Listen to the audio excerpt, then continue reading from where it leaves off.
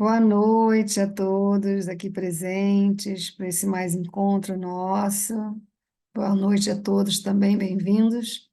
Os que irão assistir posteriormente à gravação desse encontro, que será compartilhado no YouTube. Mais um momento, né, dos nossos ciclos de habitantes desse sistema solar. Chegamos então no equinócio. O equinócio está acontecendo à meia-noite, agora, próxima à meia-noite. Exatamente meia-noite, 6 minutos, para o hemisfério sul do planeta é equinócio do outono, para o hemisfério norte, equinócio da primavera. Para eles é uma alegria, né? Acaba aquele inverno severo que acontece no norte, países do norte, do hemisfério norte. Muito frio, alguns nevam, né? Então, o equinócio da primavera sempre muito bem recebido. Na antiguidade era motivo de grandes celebrações, muitas cerimônias.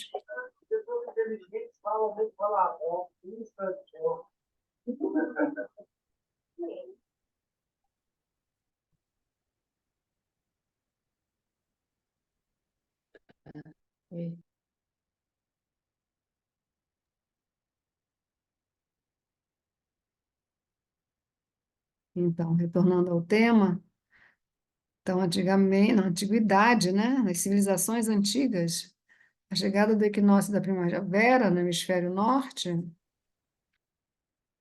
era celebrado, né, com muitas festas, até porque a primavera é a estação das flores, é uma estação que promove um, um aquecimento gradativo até chegar ao verão.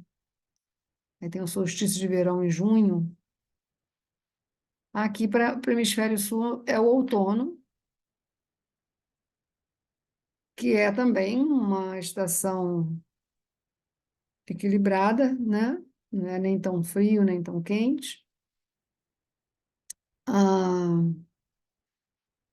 isso ocorre devido ao Sol, né, no seu movimento aparente, a alcançar o ponto vernal, e faz com que o calor do Sol seja distribuído, então, dessa maneira mais equilibrada, né? Equinócio também significa que o dia e a noite têm o mesmo duração, duração igual, equinócio, né? Equiparado. O dia e a noite duram o mesmo tempo. Então, nesse dia do equinócio, que está sendo agora em 2024, de 19 de março para 20 de março, um dos dois únicos dias do ano que o dia e a noite têm a mesma duração. Então, equinócio significa tem esse significado, né? A palavra equinócio. Então, eu costumo chamar equinócio da primavera, equinócio do outono. E só inverte por conta dos hemisférios. Mas a duração do dia e da noite iguais acontece no planeta inteiro. Então, o equinócio, nós vamos ter agora às 0 horas e 6 minutos dessa passagem no dia 19 para o dia 20. Ok? Eu trouxe aqui o mapa para vocês verem.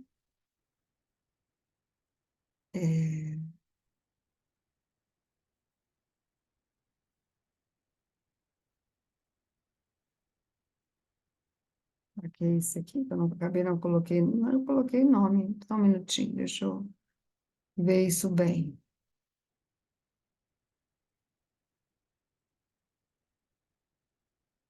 Hum,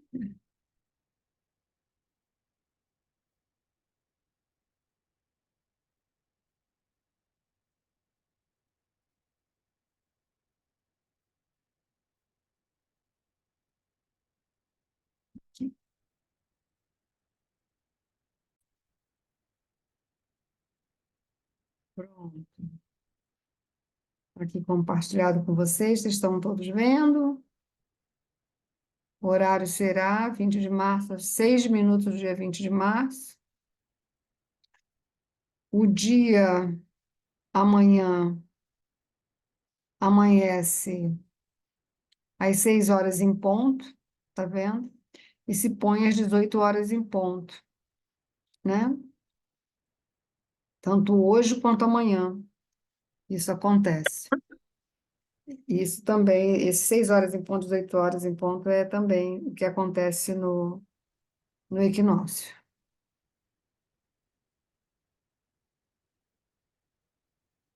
Peço que, por gentileza, mantenha os seus fones fechadinhos. Então, o que a gente dá mais importância, a gente dá mais importância no... Pessoal, vou desativar o som de todo mundo, tá? Para não correr o risco. E aí, se por acaso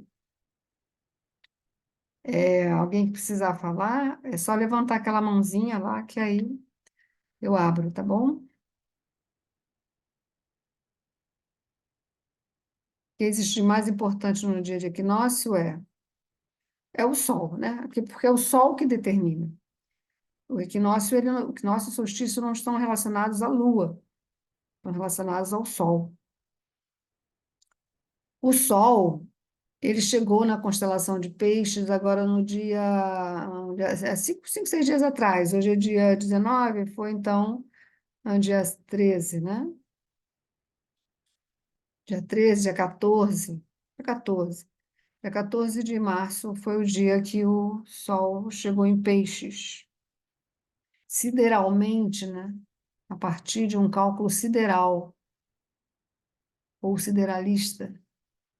O que esse cálculo é? É um cálculo que está combinado com a real posição dos astros em relação às constelações.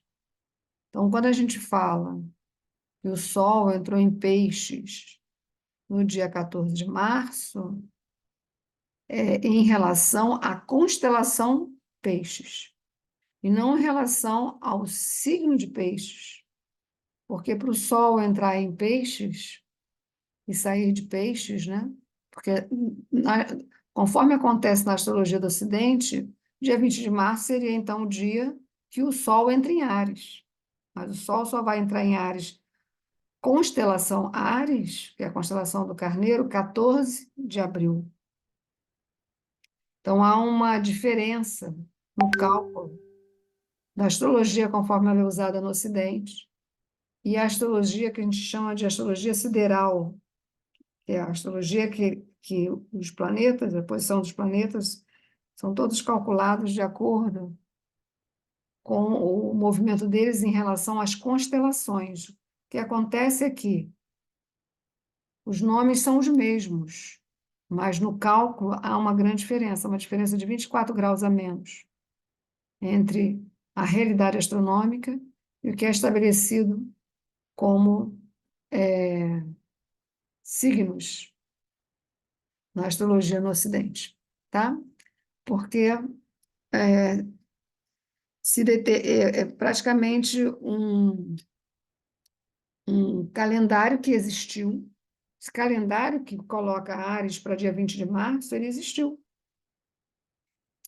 Existiu tipo, época do Cristo, mais ou menos, por aí. Antes até, né? Até antes. Começa mais ou menos...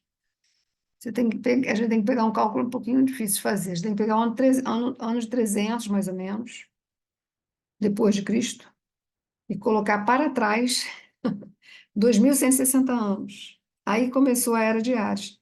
Durante todo esse período de 2.160 anos, estava de acordo colocar, por exemplo, o dia 20 de março, a gente nem pode considerar assim tanto, porque tem o calendário gregoriano, que começa a existir a partir de 1487, se eu não me engano. Antes disso era o calendário juliano, e aí era diferente do calendário que nós temos hoje, né? Então, nem dá para falar assim que era 20 de março, 2.000 anos atrás, mas que o Sol realmente, no equinócio, a primavera no hemisfério norte, ou equinócio do outono no hemisfério sul, essa data do equinócio, realmente era quando o Sol entrava na constelação de Áries, né?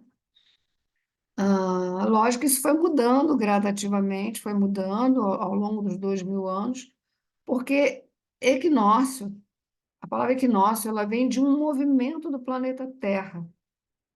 O nome desse movimento do planeta Terra chama precessão. A gente conhece a rotação, que é a Terra girando ao redor de si. Isso é o que causa as 24 horas. A rotação, a Terra gira ao longo de si, né, ao redor de si mesmo, ela leva 24 horas para fazer isso. Então, o movimento de rotação da Terra é que nos dá o dia e a noite, né, as 24 horas. Então, a Terra gira ao redor dela, ao longo de um ano, 365 vezes, né? 24 horas é igual a um dia. Então, a rotação, ela leva 24 horas, um dia para acontecer. Terra girando ao redor de si. Ao mesmo tempo, a Terra também gira ao redor do Sol. Enquanto está girando ao redor de si, também está girando ao redor do Sol. E isso ela faz em 365 dias, que é então o nosso ano. Ano, na astronomia, é o tempo que um planeta leva para fazer toda a sua translação, ou translado, né? Que também é chamado, de uma maneira mais correta, revolução. Translação ou revolução é igual a um ano de qualquer planeta. A Terra faz a sua revolução ou a sua translação, que é circundar, né, ao redor do Sol, em 365 dias. Não é ao redor do astro Sol, né? Mas dentro da sua própria eclíptica, mas tendo o Sol como referência desse círculo que ela completa em 365 dias. Então, esse é um ano terreno. A mesma coisa, por exemplo, Saturno faz também esse translado, essa revolução de completar sua órbita inteira, ele leva quase 30 anos. Então, 30 anos nossos é igual a um ano de Saturno. Ano significa o tempo que um planeta leva para girar ao redor, ao redor dessa, atravessar toda essa eclíptica, né, que circunda essa referência do Sol. A Lua já é diferente. A Lua ela gira ao redor da Terra e por isso ela leva um mês, menos de um mês, 27, 28 dias para fazer. Aí ela realmente circula ao redor do planeta Terra. Já em relação aos planetas, eles estão girando em sua órbita, tendo o Sol como referência. Porque, na verdade, é o Sol mesmo que sustenta a órbita, o lugar onde todos esses planetas estão se movimentando. Todos os planetas estão se movimentando dentro do sistema solar. Quem sustenta esse movimento é o Sol. Só que além da rotação, voltando para a Terra, né? Além da rotação, além da translação, existem outros inúmeros movimentos que o planeta Terra faz. Dentre esses outros, existe um importantíssimo, que se chama precessão dos equinócios. A precessão dos equinócios é um movimento que a Terra faz que lembra o movimento de um peão, né? Vocês já viram o peão girando? Ele faz assim, né? Esse movimento da precessão, para o planeta Terra concluir ele por completo, ela leva 2.160 anos, por volta de 2.160 anos, ok? Não, desculpa, me enganei. Ela leva quase 26 mil anos para fazer todo esse movimento por completo. Ela leva quase 26 mil anos. Então, esses 26 mil anos, eles são divididos por 12. E aí vai dar, então, 2.160 anos, que são chamados de eras, eras de acordo com as constelações. Então, nós estamos, nesse momento, ainda na era de peixes. Por quê?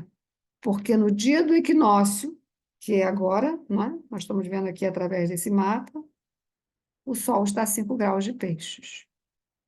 Para que a era de Aquário, que muitos dizem que já teve começo, que já começou, ela começar de fato, o Sol aqui nesse dia 20 de março, ele precisa estar em Aquário, não em Peixes. Então, isso aqui é uma prova de que nós não estamos na era de Aquário, sim, estamos na era de Peixes. A, a precessão ela se move tipo 51 segundos a menos por ano. 51 segundos, porque a precessão é para trás, né? Então, a menos por ano. Para ela completar 5 graus, ela vai precisar, porque é 51 segundos a menos por ano e 1 grau a menos a cada 72 anos. Então, para que ela possa atingir, a precessão possa acontecer com o Sol em Aquário, é preciso multiplicar 72 vezes 5, porque esses 5 graus precisam ser comidos pela precessão, né? Então, se ter 72 anos é igual a 1 grau, 5 graus significa 72 vezes 5. Quem quiser fazer essa continha aí rápida, pode fazer. Vocês vão ver que vai dar mais de 400 anos. Dando mais de 400 anos, ou perto disso, é aí que a gente pode datar o início da Era de Aquário. Então, a precessão, assim como o Sol, por exemplo, na astrologia, né? O que as 24 horas é importante na astrologia? Porque ao longo de 24 horas, a Terra girando ao redor de si, nós vemos o céu girando ao redor da Terra. A gente não está vendo a Terra girando ao redor de si. Para nós, a Terra está estável. O que a gente vê girando ao redor de nós é o céu. Por isso que o Sol de manhã está num canto, meio-dia está em outro, 6 da tarde está em outro. Não é isso? Por quê? Porque é como se o céu estivesse girando ao redor da Terra. Daí é que veio a ideia da Terra plana. A Terra plana tem esse entendimento. Já que a Terra está estável, né? Porque a Terra está girando ao redor de si, a gente está fazendo isso, né? Nós estamos estáveis, né? Planos. E o céu é que está girando ao redor. O Sol nasce aqui, depois vai para lá, depois se põe lá. Né? Durante a noite, se você vê uma constelação aqui no início da noite, na meia-noite essa constelação vai estar lá no alto, antes do amanhecer já vai estar no outro ponto, entendeu? Então, é o céu que está girando ao redor da Terra.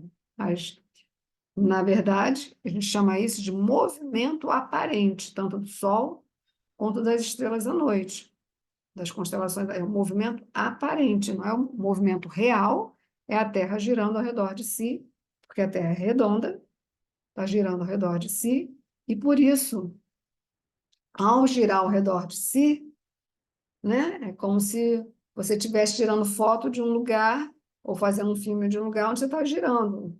Você está filmando, o panorama vai mudando, vai acompanhando de acordo com o seu movimento de girar. Então, do mesmo modo, a Terra girando, o panorama que a gente tem de visualização vai sendo modificado ao longo das 24 horas, porque ao longo das 24 horas ela está girando ao redor de si.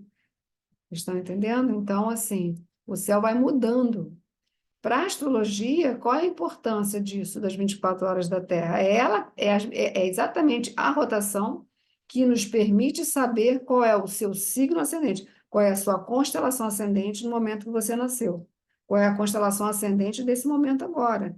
Por exemplo, no momento do equinócio, que vai ser 0 horas e 6 minutos, em 20 de março, aqui no Hemisfério Sul, né? a constelação que vai estar ascendendo vai ser Sagitário. É outra prova de que, que nós ainda estamos na era de Peixes, é que no dia do equinócio, a constelação que surge no leste, no ascendente, o ascendente é o leste, né? É Sagitário, porque Sagitário faz quadrante com Peixes. Para ser Aquário, a constelação que tinha que estar surgindo deveria ser a constelação do Escorpião. Isso só vai acontecer daqui a 400 anos nesse equinócio, então, né? Nesse equinócio. Porque no equinócio de, de setembro, 22 de setembro, nós temos equinócio 20 de março e 22 de setembro. Vai ser Gêmeos que vai estar no ascendente. Aí inverte, né? Posição inverte. Então é importante para nós sabermos qual constelação está ascendendo em qualquer momento que seja, em qualquer evento, nascimento de alguém, qualquer coisa que seja pontuado através da marcação de um horário, né? Então, isso é importante na astrologia. Outra coisa que é importante também é saber onde o Sol está durante aquele período que a pessoa nasce. O Sol ele permanece em relação à constelação ao longo de 30 dias, mais ou menos, né? Então, dependendo do momento do ano, ao longo do ano, dos 365 dias, o momento que a pessoa está nascendo, ela vai ter o Sol aqui, vai ter o Sol ali, vai ter o Sol em uma constelação, nessa constelação ou em outra constelação, né? Isso é uma questão. Agora, para poder obter a informação apurada de onde o Sol está em relação às constelações, a gente precisa usar também o movimento da precessão. O movimento da precessão, esse movimento que o planeta Terra faz, que lembra o movimento de um peão. A gente precisa também. Nós chamamos isso, esse movimento, em sânscrito, ele se chama Ayanamsa. Ayanamsa significa porção do ano. A gente vai acompanhando ao longo do ano essa diferençazinha que vai acontecendo de minuto a menos, precessão para trás, de minuto a menos.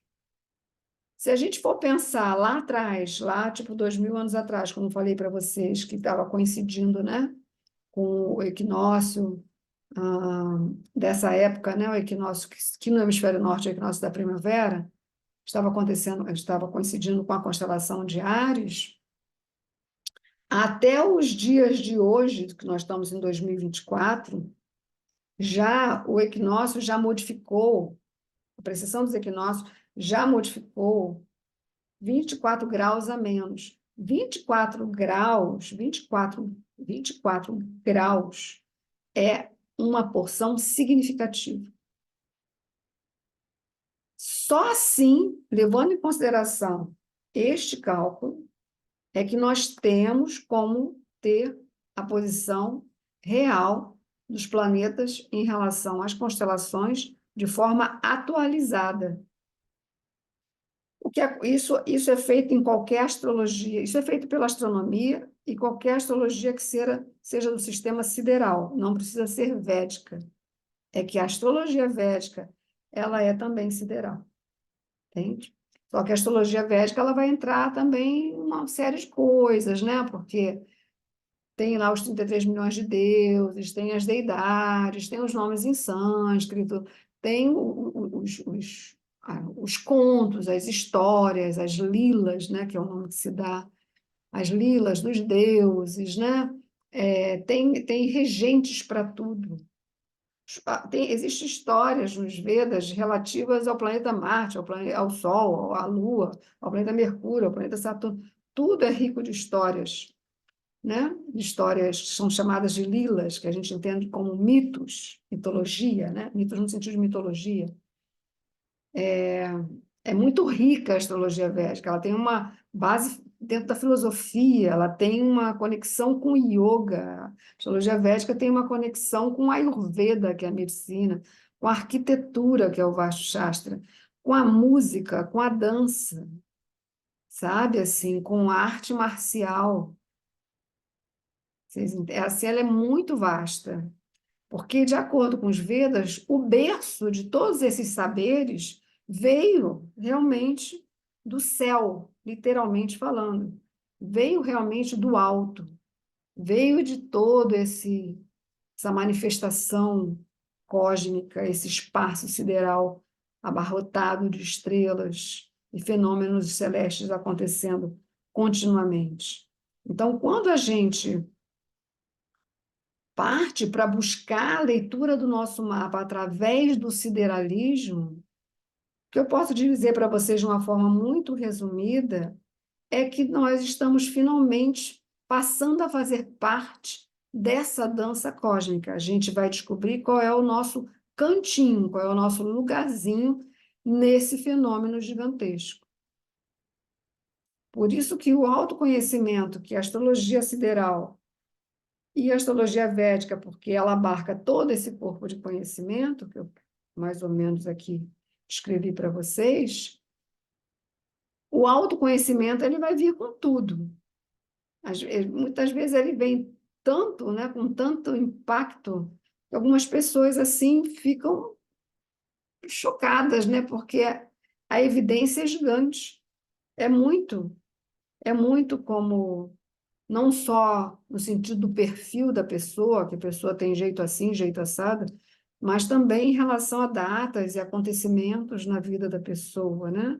Por isso que a astrologia védica é considerada de forma oficial, uma astrologia preditiva, relacionada à predição, exatamente por força, por conta dos cálculos precisos que se faz dentro da astrologia védica em relação a posições astronômicas dos planetas, ok?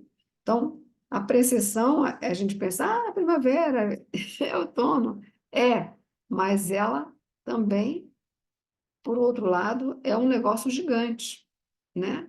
Ela está vinculada a um movimento que o planeta Terra faz, que determina a história da humanidade, que isso são as eras. As eras astrológicas, cada uma dura 2.160 anos, metade de uma precessão inteira de equinócios são 12 mil anos, 13 mil anos. Então, isso aí é a história da humanidade, né? O que a gente pode saber de 12 mil anos atrás, né? Então, a era não era de peixes, né? 13 mil anos atrás, a era não era de peixes. Tipo, 12 mil para 13 mil anos atrás, a era não era de peixe, era de virgem, né? Então, assim, as estrelas, elas são... É o universo acástico, né? É o universo onde tudo está sendo registrado. Tudo está sendo registrado. Tudo. O que acontece com a humanidade e o que acontece com cada indivíduo, o que acontece com toda a criação. Tudo está sendo registrado no plano acástico, tudo é registrado. Então, quando você tem o seu mapa de nascimento, levando em consideração esses cálculos de alta precisão, você vai acessar os seus registros. É isso que acontece na astrologia védica, você vai acessar os seus registros acásticos. Vai passar a entender quais foram as suas ações em vidas anteriores que promoveram a sua experiência na vida atual. O que essas ações em vidas anteriores estão promovendo na sua experiência da sua vida atual, nessa existência atual? Como que aquelas experiências passadas estão gerando resultados na vida atual, porque tudo fica registrado, ok? Então, isso é um pouquinho aqui para a gente poder ter esse entendimento. Se algum de vocês quiser. Ih, nossa, isso aqui, 18 quer dizer 18 perguntas? Vamos lá.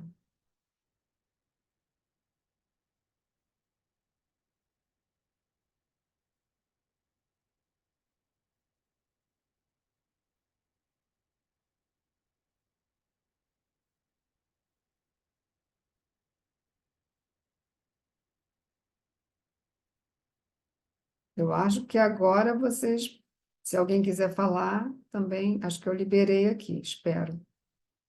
Ah, tá. Oi, Carlos, bem-vindo. Boa noite. Também, um prazer.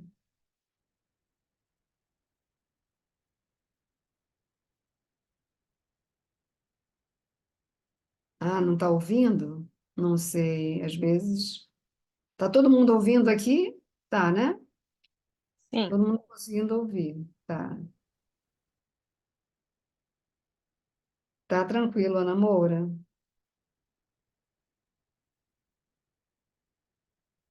É...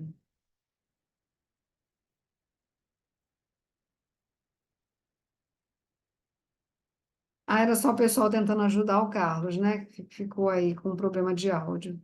Tá certo. Alguém quer fazer alguma pergunta sobre o assunto?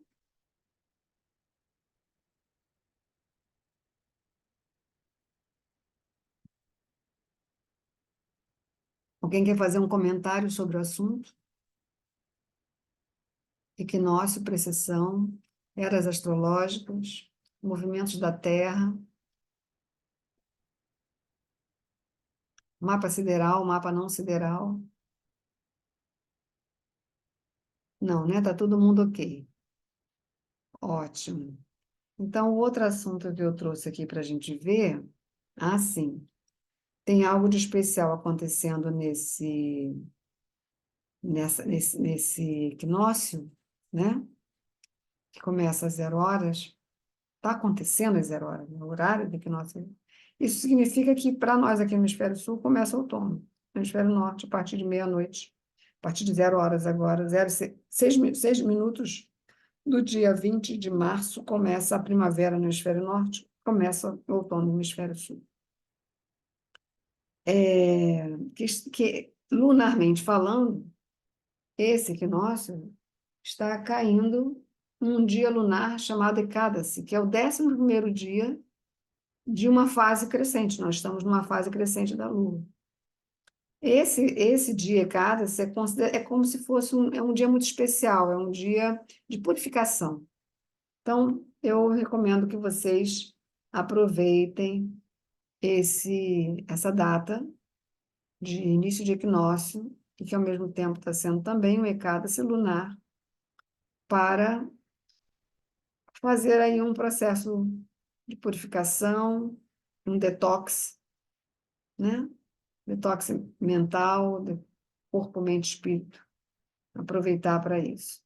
Eu coloquei antes aqui um mantra que vou deixar o link depois na descrição do vídeo que vai para o YouTube, tá bom? Tem um outro também, acho que tem mais dois, que para Ecades também são bons, que é o mantra de Kuvera, porque Kuvera é considerado o regente do Ekadasi, e ele é o que propicia a prosperidade, né? Que abre o caminho para a prosperidade, é Kuvera. E também o 11º dia, de acordo com muitos autores, na astrologia védica, tem muitos autores, existiu um chamado Varaha Mihira, foi fantástico, né? Mais ou menos nessa época do início do início da era de peixes, Varaha-Mihira, ele fala que cada ser regido por Rudra, que é um princípio do seu Shiva. Então, e é os mantras de Rudra são mantras muito poderosos, né? Então, devo deixar esses três mantras. Esse que eu coloquei agora, de Vishnu, o de Kuvera e o de Rudra, né? Então, o Ekadasi, o ideal, porque Ekadasi envolve a alimentação. O que que você vai, do que você vai nutrir o seu corpo, né? Então, nós temos 2 Ekadasis por mês lunar, tá? Se um vai ser dia 20, 15 dias depois vai ter outro. Aí 15 dias depois tem outro, 15 dias depois tem outro. Se vocês quiserem marcar no calendário, é sempre assim. Então, se amanhã vai ser Ekadasi, 15 dias depois tem mais Ekadasi. Ekadasi acontece sempre no 11º dia, tanto da quinzena crescente quanto na quinzena minguante da Lua. Então, existem dois momentos no mês lunar que favorecem esse tipo de dieta, favorece esse tipo de detox, favorece esse tipo de limpeza do corpo e da mente. E o que que isso pode trazer de bom para a gente? Mais saúde, mais leveza, mais progresso, né? Menos doenças, né? Então, assim, por exemplo, se você tem uma dependência química, uma dependência do que for, café, cigarro, álcool, aí você pega o ECADASE e abre mão disso, né? Se empenha a ficar 24 horas sem o uso dessas dependências, porque a desintoxicação ela é intensificada nos ECADASes. Também se recomenda uma dieta 100% vegetariana em ECADAS, né? Nenhum animal. Tem olhos, tem boca, né? Tem olhos, tem boca? Não come. Então, ECADAS, uma dieta 100% vegetariana também é recomendada. E se também puder, se também conseguir, além de ser 100% vegetariana, sem nenhum grão. Grão significa o quê? Feijões, arroz, trigo, aveia, né? Milho, é considerado grão, tá? Então, também sem nenhum grão. Aí você vai ter o quê de sobra? Você vai poder comer salada, você pode comer também. Se recomenda que você possa comer também alguns tubérculos, né? Tipo raízes, batata doce, que dá um sustento, né? Para você não sentir assim. O caso quando se cai durante a semana é complicado, porque a pessoa trabalha, né? Às vezes é difícil. Mas se você está em casa ou se o seu trabalho é mais leve, tenta fazer o ECADA, se tenta providenciar uma alimentação mais leve, mas bastante rica, assim, de vegetais, de frutas, de saladas, né? Castanhas, nozes, frutas secas, é bom, pode-se usar, e bastante líquido, né? Suco verde, né? Suco de frutas frescas, assim, né? Água com limão, né? Tudo que possa ajudar nessa higienização, né? Então, entrar no equinócio, no ECADSE, eu vejo como algo muito auspicioso, é benéfico para nós e benéfico também. Praticar ECADSE também beneficia o planeta, beneficia a todos, né? Ajuda a atmosfera a ficar menos densa, tá? Então, esse seria um fator. O outro é que, se amanhã é eclipse, 11º dia da lua crescente, significa que em 4 dias a seguir nós teremos a lua cheia, né? Porque a lua cheia é no 15º dia. Então, ela está crescendo e vai estar toda cheia, maravilhosa, no 15º dia dessa quinzena crescente, que vai cair no dia 25 de março. 24 para 25 de março. Aí nós vamos ter a lua cheia. Só que essa lua cheia, ela tem algo especial. Ela está sendo uma lua cheia e também um eclipse lunar penumbral. Então, mais uma razão para a gente honrar esse Ekadasi, porque é o Ekadasi que está vindo prévio, né, ao eclipse lunar, que vai ser o primeiro eclipse lunar do ano, e o primeiro eclipse lunar com a lua em Virgem, a lua estará em Virgem, né? É o primeiro eclipse lunar com Queto em Virgem, porque para eclipses acontecerem, Rahu, que é o nó do norte, e Queto, que é o nó do sul, precisam estar envolvidos com o Sol e a Lua. Então, vou compartilhar aqui com vocês o mapa da lua cheia, que será também o mapa do eclipse lunar. Para o eclipse lunar acontecer, o Sol e a Lua precisam estar em oposição. Então, como o Sol está desde o dia 14 em Peixes, O oposto da constelação de Peixes é a constelação de Virgem, conhecida como a constelação da donzela, né? Constelação de Virgem, a constelação da donzela, da jovem. Em sânscrito, ela se chama Kanya. Kanya significa uma jovem donzela, né? Então, a Lua estará em Virgem, que é onde o Nó do Sul está desde novembro. Então, desde novembro, desde que os nodos lunares mudaram, né? O Nó do Sul saiu de Libra, foi para Virgem. O Nó do Norte saiu de Áries, foi para Peixes. O primeiro eclipse que está acontecendo será esse, do dia 25 de março. E é um eclipse lunar, penumbral, né? Que é uma distância entre o grau do Sol, entre o grau da Lua e o grau de Queto. Queto, 21 graus de Virgem, Lua, 10 graus de Virgem, 11 graus de Virgem. Então, há uma distância de 10 graus entre a Lua e Queto, por isso que passa a ser penumbral, não é um eclipse total, nem um eclipse parcial, é um eclipse penumbral. O que é um eclipse penumbral? É como se a gente pegasse e jogasse uma rede sobre a Lua, uma rede assim escura, né? Então, como se tivesse uma penumbra sobre a Lua. Então, o eclipse ele não esconde a Lua totalmente, a gente vai ver a Lua, só que a Lua é como se estivesse coberta por uma nuvem de sombra. Tá? Esse é o eclipse penumbral. Ele vai acontecer com a Lua no Nakshatra Hasta. O que acontece? Esse eclipse, ele, ele ainda não está promovendo, de um certo modo, porque ele está acontecendo no momento, primeiro, a seguir do equinócio, e também a seguir da chegada de Marte em Aquário. Marte entrou em Aquário agora dia 13, mais ou menos agora, uns 5, 6 dias atrás, ele foi para Aquário. E há 2 anos que Marte não passa por Aquário, mais ou menos 1 ano e meio para 2 anos que Marte não passa por Aquário. E agora Marte chegou em Aquário, Vênus também está em Aquário, Saturno está em Aquário desde janeiro do ano passado. Então, nós vamos ter uma conjunção Marte-Saturno em Aquário durante o período que Marte está passando por Aquário, né? Que é um período que até tinha olhado aqui, mas acabei esquecendo. Trânsito de Marte em Aquário.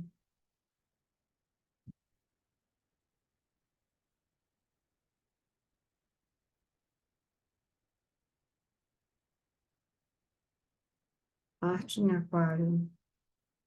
Aqui. Ele fica do dia 16. Não, na verdade, chegou dia 16 de março, que Marte chegou em Aquário. 2 dias depois do Sol entrar em Peixes, Marte chegou em Aquário e fica até dia 23 de abril.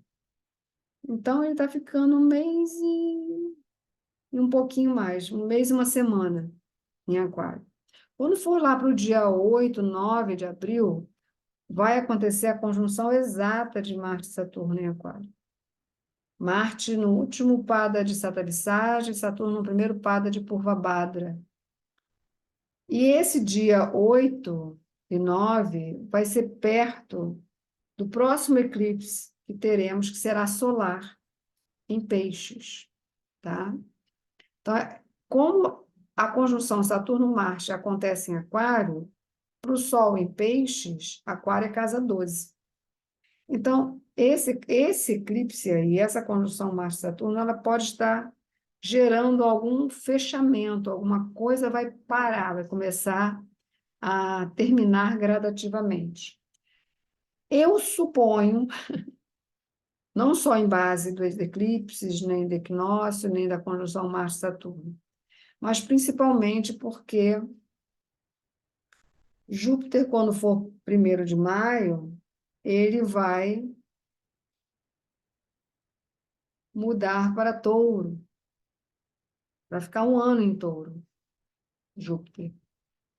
Quando Júpiter mudar para Touro, para ficar 1 ano em Touro, ele vai sair de Áries, vai sair de onde Urano está, vai sair de onde Rahu esteve até novembro do ano passado, de abril de 2022 até novembro de 2023, Rahu esteve em Áries, vai sair de onde Rahu esteve, né, Júpiter. Marte também passou por Áries, e vai passar por Áries ainda esse ano, 2024. Então, Júpiter chegando em Touro para ficar um ano, vai ter uma retrogradação de Touro aí nesse período todo, né, de um ano dele. Ele começa a manifestar uma outra frequência, né? Porque quem rege Touro é Vênus. Quem rege Áries é Marte. Então, o Júpiter vai sair da frequência de Marte para ir para a frequência de Vênus. Ir para a frequência de Vênus é, de algum modo, ir para a frequência da paz, ir para a frequência da estabilização, ir para a frequência da prosperidade, de uma tranquilidade. Então, a passagem de Júpiter em Touro pode modificar algumas situações bélicas que a gente vem lidando, talvez aí a partir da pandemia, que foi uma guerra, né? Foi a conjunção Saturno-Plutão no início de 2020, nós tivemos, durante o ano 2020 teve essa conjunção, e depois, mais ou menos terminando a pandemia, a partir do início de 2022, nós tivemos Iudas de Vênus com Marte, depois teve um outro Iuda esse ano que combinou com a situação Israel-Gaza, né? E Júpiter em Áries, né? Então, acionando essa posição do Urano em Áries. Porque o que acontece é que a última vez que Urano esteve em Áries foi lá para 1936, 34, 36, por esse período que teve o nazismo. Então, nós tivemos, desde então, o primeiro retorno de Urano. Foi agora. Começou, na verdade, em 2017, que vai estar acabando agora, entre 2024 e 2025, esse retorno de Urano. Ele vai acabar. Então, é possível que esse quadro ele seja modificado. E esses eclipses, porque eclipses no eixo Virgem-Peixes não costumam ser muito impactantes. Porque eu vou explicar isso para vocês. Peixes e Virgem são considerados signos duais, ou então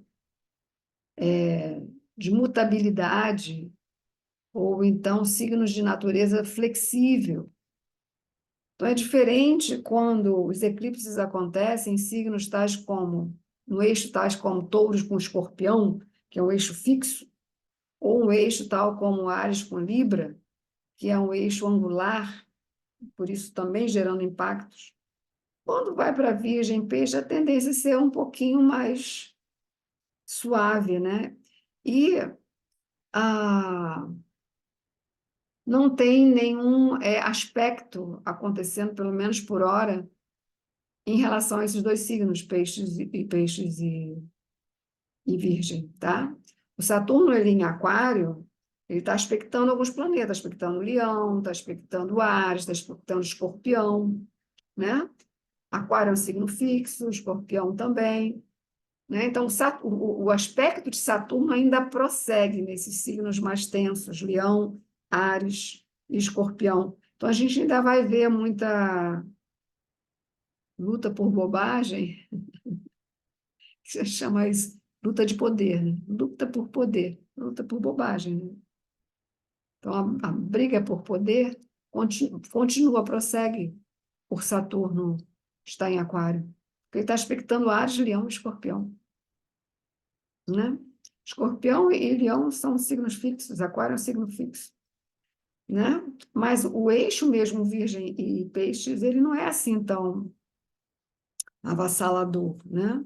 Mas nós teremos eclipses ao longo do ano e por isso a gente precisa observar como é que esses outros movimentos dos planetas estão acontecendo. Por exemplo, se Rahu está em Peixes, quem rege Peixes é Júpiter, então favorece os movimentos de Júpiter, que agora, a partir de 1º de maio, muda para Touro, né? Então, várias coisas que a gente precisa observar.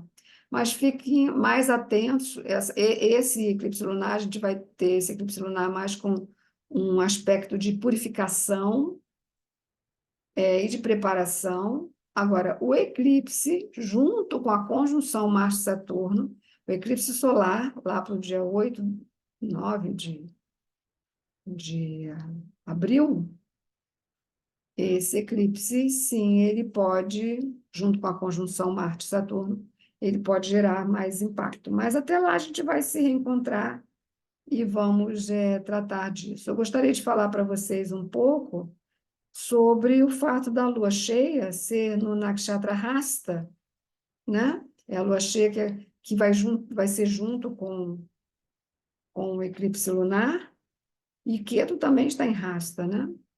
Então, o Nakshatra Hasta é um nakshatra regido pela lua. Ele tem a lua como regente planetário e tem o sol como devata, né? É, é, que se chama, é um sol com um nome específico. O sol tem 1000 nomes nos Vedas. Um dos nomes do sol é Savitar. Savitar. Savita, né? Essa palavra compõe, inclusive, o mantra Gayatri universal, que é Om Bhuva Vaha Savitur Varenyam Bargo Devasya Dhimahi Dhyo Yo Naha Prachodayat. Então, é um mantra de meditação. Então, esse mantra também vou colocar nas descrições, ele também é importante, mas não para amanhã, sim para essa lua cheia, para este eclipse, tá? O mantra Gayatri será importante também. O eclipse vai ser às 4 da manhã, antes do sol nascer, né? A lua cheia, né? Não sei se o eclipse vai ser exatamente às 4 horas, acredito que sim. Vai ser o eclipse penumbral, vai ser no momento exato da lua cheia. Bom, independente, a partir do dia 24, vocês já podem entrar nesse, nessa conexão com o Gayatri Mantra e até ao longo do dia 25 inteiro também. Então, se vocês forem ouvir o Gayatri no dia 24 de manhã, se vocês forem recitar o Gayatri no meio-dia ou às 6 da tarde, não, o Gayatri se recita nesses horários, tá? Junto ao sol nascer, junto ao sol se pôr e junto ao meio-dia. Esses são os 3 horários para a recitação e para ouvir o Gayatri Mantra. A Deva Premal recita ele 108 vezes maravilhosamente. Eu vou colocar esse link para vocês na descrição do vídeo, tá? O vídeo que eu agradeço, que todos compartilhem, e quem ainda não se inscreveu no canal, que se inscreva, deem seu likezinho lá, e também compartilhem com outras pessoas, né? Que vocês gostariam de estar presenteando, né? Essas informações que são provenientes da astrologia védica. Então, o Nakshatra Hasta, a palavra Hasta literalmente significa mão, mão, mão. Ela é composta de 5 estrelas, representando os cinco dedos das mãos. Mas esse número 5, ele tem vários significados, tá? 5 tem a ver com o quinto chakra, por exemplo, que é um chakra que, de acordo com a astrologia védica, é regido por Mercúrio. 5 tem a ver com os 5 dedos das mãos, também tem a ver com os cinco planetas. Tirando o Sol e a Lua, tirando Urano e Ketu, sobram 5 planetas, que é Mercúrio, Vênus, Marte, Júpiter e Saturno, né? Sem considerar os planetas distantes. Então, também, em relação aos 5 planetas, em relação também ao fato que nós temos 4 membros, mais a cabeça 5, né? Então, essa posição, né, dos braços esticados, as pernas esticadas, forma, então, o que se chama o pentagrama, né? Que é a estrela de 5 pontas. E a estrela de 5 pontas era, na época dos alquimistas, era a representação dos magos brancos, né? Dos feiticeiros, turma do bem. Os alquimistas, eles é que preparavam os remédios, né? Que tratavam as pessoas, né? Então, já era já o início da química, da medicina, ali já se... Isso eu falo na Europa, né? Porque isso já existia muito tempo atrás, né? A medicina egípcia era fantástica, a medicina do povo aramaico, a medicina da Índia, a medicina da China, né? É de milhares de anos, né? Então, essa reunião, né, de alquimistas com médicos e astrólogos, né? Também, porque tudo era muito em conexão alto, lá no alto e aqui embaixo, né? Então, a Rasta traz, um dos nakshatras que possui um maior número de simbolismo, é um nakshatra muito rico, e ele também está associado à cura, todas as artes manuais, é, é, preparação de remédios, farmacopeia, preparação de aromas, práticas medicinais, onde se utiliza massagem, acupuntura, o shiatsu, né, o toque com as mãos, as, as, as impostação de mãos, né? Existe o reiki, existe cura prânica, né? Vários, hoje a gente conhece, né? Então, Rasta tem uma relação com isso, também tem uma relação com o gerenciamento, com a capacidade de coordenar, de conduzir, né? É um nakshatra que também promove a síntese das experiências, sabe? Também tem a ver com isso, a síntese das experiências. O que é que você extrai, né? Qual o extrato que você faz da sua vida até hoje, né? Qual a síntese que você dá, qual o nome que você aplica, né? Sobre o que você viveu até os dias de hoje, né? Qual o nome que você dá a tudo isso, né? Então, Rasta é um nakshatra de grande potência, são 5 estrelas na constelação da Virgem, e também está relacionado a uma pequena constelação chamada Corvo, que é um corvo, tá? Então, assim, quando a gente vê esses filmes assim de feiticeiros, né? Sempre tem um corvo na história, né? Corvo é um pássaro que tem muito no hemisfério norte, principalmente ali, Europa, Alemanha, Inglaterra, né? É um pássaro que está sempre fazendo seu barulho, seu canto, né? Que não é um canto agradável. Eu mesma, pessoalmente, não gosto muito do canto do corvo, mas ele é também relacionado ao Nakshatra Rasta, porque em algumas imagens da donzela da Virgem, ela tem na mão um pássaro, que seria esse corvo, né? Rasta significa a mão da Virgem, que está segurando alguma coisa. A gente sempre vê nos deuses, né, védicos, que eles têm vários braços e sempre tem uma coisa nessas mãos, né? Ah, é uma espada, é uma flor de lótus, é um disco solar, uma, um machado. Ganesha tem um machado, né? É um tridente, né? Um tambor, é um instrumento musical, é um instrumento de cordas. Eles sempre têm as mãos de algum modo ocupadas. Então, Rasta é um nakshatra da terapia ocupacional. Terapia ocupacional é um nakshatra de limpeza, né? De limpeza tanto espiritual quanto emocional, também como limpeza das coisas, limpeza da nossa vida, limpeza dos pensamentos, limpeza de memórias, né? Como limpeza também da casa, o ambiente de trabalho, né? A hora do descarte, de jogar o supérfluo, eliminar o supérfluo, né? O excesso de peso, né? Do que quer que seja peso do corpo, peso do que se carrega, né? Ao longo dos anos, sabe, assim, Nakshatra também que faz a gente colocar a mão na massa, né? Vamos trabalhar, né? Então, isso é um fator. Outro fator, antes que o nosso tempo termine aqui, que já está passando já de uma horinha,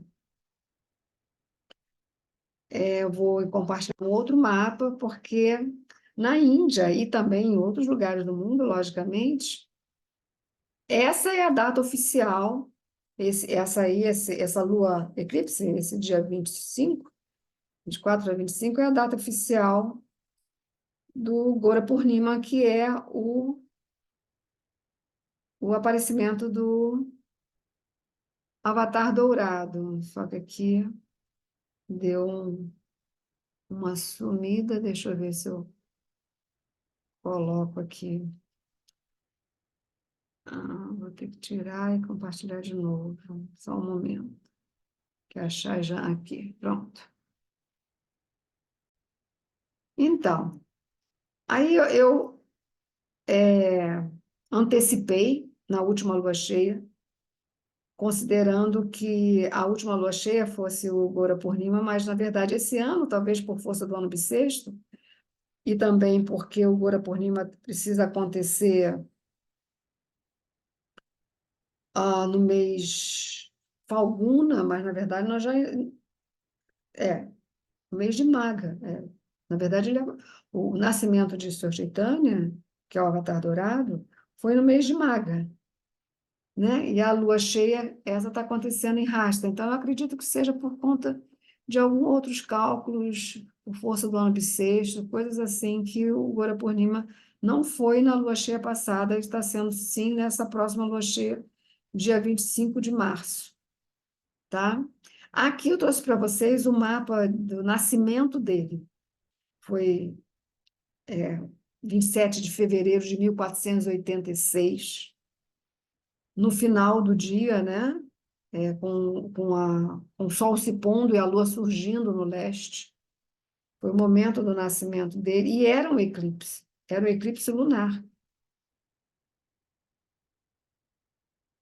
O dia se pôs às 17h37. Então, esse horário, assim, mais ou menos, de 17h30, entre 17 e 18 horas, né? 17h30, pode ser que seja o horário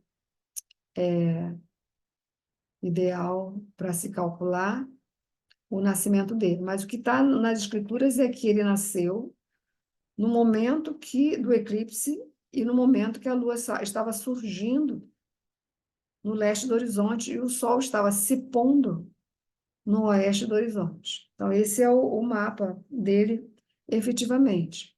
Para se calcular esse mapa, quem tiver vontade de calcular esse mapa, quem tiver o programa de Agnata Rora e quiser calcular, é preciso modificar o calendário, tá? Porque 1486 o calendário ainda era juliano. Então, quando se calcula, quando você vai lá no data, né? Você tem que vir aqui. Aqui está no gregoriano. Não, então, ele acho que não, não, ele não era juliano, ele já era gregoriano. Já era gregoriano. Então, isso aqui está corretinho. Já tinha passado para o gregoriano. Depois eu posso pesquisar isso melhor, mas eu lembro, eu calculei isso, que ele tem Júpiter em Sagitário, que ele tem Vênus em Áries, né? Que ele nasceu em 1486, né? E houve, então, esse eclipse. Então, está acontecendo algo semelhante, porque está sendo comemorado também num eclipse, né? Ele nasceu no eclipse lunar e está sendo comemorado nesse eclipse lunar. O que acontece? Em geral, o Gora Purnima, que é a data do nascimento do Avatar Dourado, a lua fica dourada, né? E a lua cheia do mês passado, ela ficou dourada. Então, vamos observar agora, porque eclipse dura algumas horas, né? Como é que a lua vai estar, a coloração dela vai estar antes do eclipse e após o eclipse, né? Como o eclipse vai ser às 4 da manhã, então, de repente, é interessante observar na noite anterior, no dia 24, na noite do dia 24, e também observar na noite do dia 25.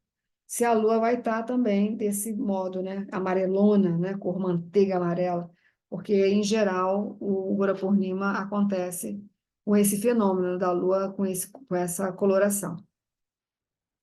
Então, vou deixar para vocês também, lá nas descrições, um mantra de celebração para o nascimento de Sri Chaitanya Mahaprabhu, que um, é considerado um avatar, né?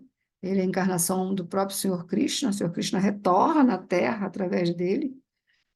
Depois de 5.000 anos, ele retorna à Terra para trazer, né, mais esperança dentro da era Kali Yuga, que é a era que nós estamos. Então, ele tem ensinamentos, histórias e tudo. Bom, quem quiser saber um pouco mais sobre esse assunto, é só e na minha página do YouTube, na live da Lua Cheia em Leão, que é a anterior, da Lua Cheia anterior. E lá eu falo mais sobre isso, tá? Não vou poder esticar muito esse tema, porque o tempo nosso aqui já está esgotando. Se alguém quiser fazer um comentário ou alguma pergunta, aproveita. Sim, todo Ecades tem uma história específica. Ele tem um nome, às vezes até mais de um nome, e tem uma história específica. E ler essa história, meditar nela, e, se for possível, relatar essa história para outras pessoas, intensifica os resultados da sua prática de Ecades. Prática, porque o mais importante de Ecades é a alimentação vegetariana e não comer nenhum tipo de grãos. Isso é o que mais importa. Se você medita nesse dia, se você estuda mais os textos nesse dia também, se você faz orações, você faz preces, você faz mantras, tudo é intensificado.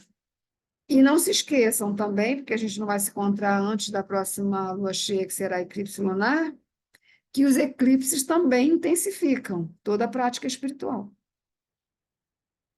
tá? Então, também esse próximo eclipse também favorecendo. Ok, então, Emanuele, obrigado pelo comentário. Nenhuma pergunta, né? Então tá, vamos fechar aqui, vou fechar a gravação. Agradeço a todos pela presença. Até o nosso próximo encontro. Namastê, Hariom, Haribol. Tchau, tchau. Tchau, tchau. Boa noite. Beijo. Boa noite.